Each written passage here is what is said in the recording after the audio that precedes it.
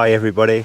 A couple of weeks ago, a friend of mine sent me a link to a Daily Mail article. Now I know Daily Mail, it's a pretty toxic publication and it's not the normal place that I would go and read articles, but I read it anyway.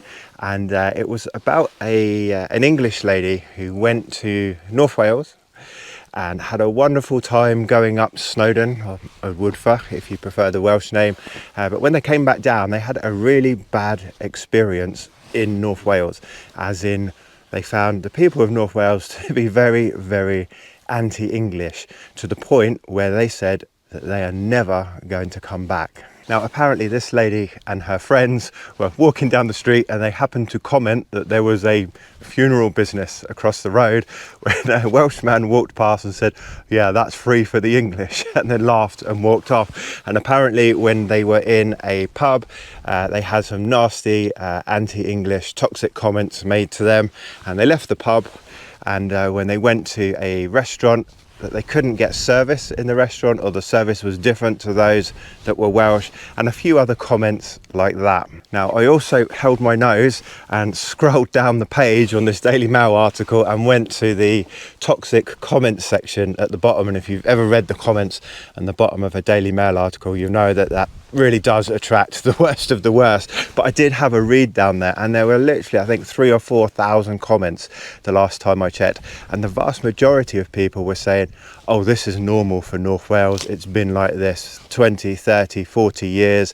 And lots of people saying things like, "Oh, we went into a pub and everybody was speaking English until they heard our English accent, and then suddenly, all in unison at the same time, everybody in the pub started speaking Welsh and refused to speak English to them." Also, lots of other comments about being refused service in restaurants and things like that as well. Really extreme stuff that's very obvious. Also, some Welsh speakers in there as well saying that when they're with English friends, they've heard people in restaurants and establishments speaking very, very badly about them in Welsh, and of course they understood it because they're a Welsh speaker. So a few Welsh commenters in there as well.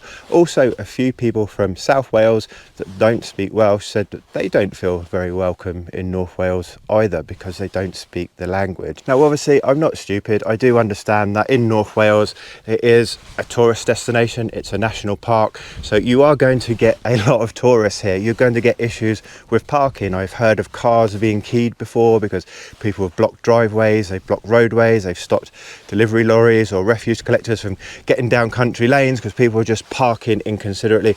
But I don't think that's necessarily an anti-English thing, that's just an anti-tourism or anti-bad parking thing. And of course you've got issues with people buying up second homes and only spending 2 weeks a year there.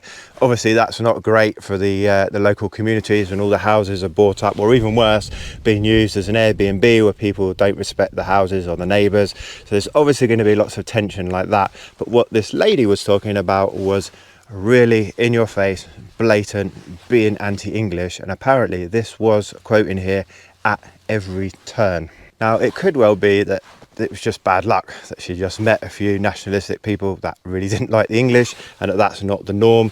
It could be that maybe her and her group have rubbed a few people up the wrong way, or it could be that it is like that in North Wales, like to most people, to most English people that visit. Now I've got to be honest, in the 10, 12, 13 years I've been going to North Wales, I've never actually experienced any of that. Maybe I'm blind to it, maybe I'm oblivious, but I've never walked into a restaurant and seen people that have come in after me being served first just because they're Welsh. I've never been refused service in a cafe or anything like that, and I've certainly never noticed people, you know, en masse suddenly changing from the English language to the Welsh just because I've walked in and spoken with a Southern English accent. Now I have had a few comments on my YouTube channel because, like most English people, I do mispronounce some of the Welsh words, and I sometimes do use the word Snowdon instead of Woodford, but that's YouTube. You know, YouTube comments sections can be quite toxic. Even if you had a video about something like knitting, somebody's going to come along and say something horrible. That's just the way it is. But in 3 years I've had like less than half a dozen really toxic, nasty comments. In fact, most of the comments just seem to be, or most of the negative comments seem to be constructive in some ways. They're just saying, hey, you're pronouncing this wrong, try it this way.